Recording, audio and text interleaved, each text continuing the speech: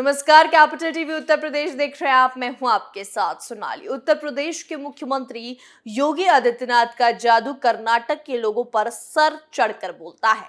2018 के विधानसभा चुनावों में योगी आदित्यनाथ की ताबड़तोड़ रैलियों से कर्नाटक में जो चुनावी हवा बनी थी, अब वही हवा बनाने के लिए इस बार भी माहौल तैयार हो गया।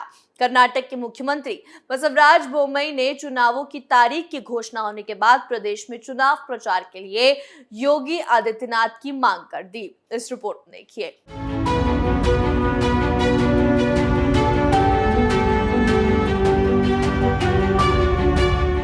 यूपी के सीएम योगी आदित्यनाथ बीजेपी में प्रधानमंत्री नरेंद्र मोदी के बाद दूसरे सबसे पॉपुलर नेता के तौर पर उभरे हैं। बीजेपी में देश के किसी भी कोने में चुनाव प्रचार की दरकार हो, योगी आदित्यनाथ की मांग सबसे ज्यादा रहती है। पूरब में त्रिपुरा, असम से लेकर पश्चिम में गुजरात तक हालिया विधानसभा चुनाव में सीएम योगी ने उपयोगिता साबित की।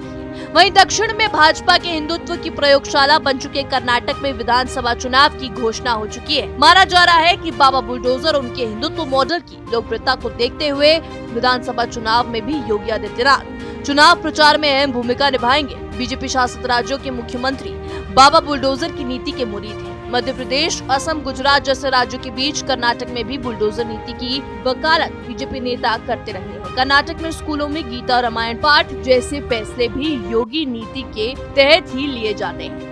हिजाब जैसे मुद्दों को लेकर कर्नाटक के कई जिलों में हुई हिंसा के दौरान खुद बसवराज बोम्मई ने कहा था कि जरूरत पड़ने पर यूपी के बुलडोजर मॉडल को लागू किया जाएगा। हिजाब, हलाल और लव जिहाद जैसे मुद्दों के बीच प्रखर हिंदुत्व को भुनाने का प्रयास करेगा। क्या बीजेपी लगातार तीसरी बार सत्ता में आने का रिकॉर्ड बना पाएगी? यूपी के सीएम योगी आदित्यनाथ चुनाव के पहले भी कर्नाटक दौरे पर गए। 1 सितंबर 2022 को कर्नाटक यात्रा में योगी ने एसडीएम इंस्टीट्यूट ऑफ नेचुरोपैथी परिसर का दौरा किया था। संस्था के प्रमुख वीरेंद्र हेगड़े से विभिन्न मुद्दों पर चर्चा भी की। योगी ने श्रेमन का उद्घाटन किया था। योगी ने त्रिपुरा चुनाव 2023 में 6 सीटों पर चुनाव रैलियां की थी। इन सभी में बीजेपी जीती थी। योगी ने त्रिपुरा में सीएम माणिक साहा समेत 6 प्रत्याशियों के लिए वोट मांगा था और वहां भी कमल ही छा गया। गुजरात विधानसभा चुनाव में भी यूपी के मुख्यमंत्री ने ताबड़तोड़ 23 चुनाव रैली की थी। 23 में से 18 सीटों पर बीजेपी ने जीत दर्ज। योगी ने 15 दिनों में गुजरात विधानसभा चुनाव की 23 सीटों पर चुनाव प्रचार किया था। इन 23 में से 18 सीटों पर बीजेपी ने जीत हासिल की, यानी 80% पर भाजपा की विजय पताका फहराई। योगी ने एक दिन में 3 से 4 चुनाव रैलियां की। योगी आदित्यनाथ ने हिमाचल प्रदेश में भी चुनाव प्रचार किया था। बीजेपी ने यहाँ भले ही सत्ता गंवाई हो, लेकिन जिन सीटों पर योगी ने प्रचार किया वहाँ पार्टी का प्रदर्शन बेहतर रहा।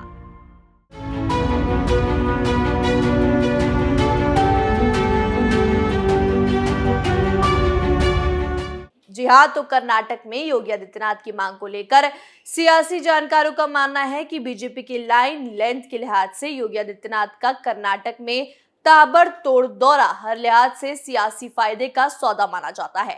यही नहीं, कर्नाटक में इस वक्त जैसा सियासी माहौल बना है, उस लिहाज से योगी आदित्यनाथ के चुनावी दौरे भारतीय जनता पार्टी के लिए मुफीद साबित होने वाले हैं।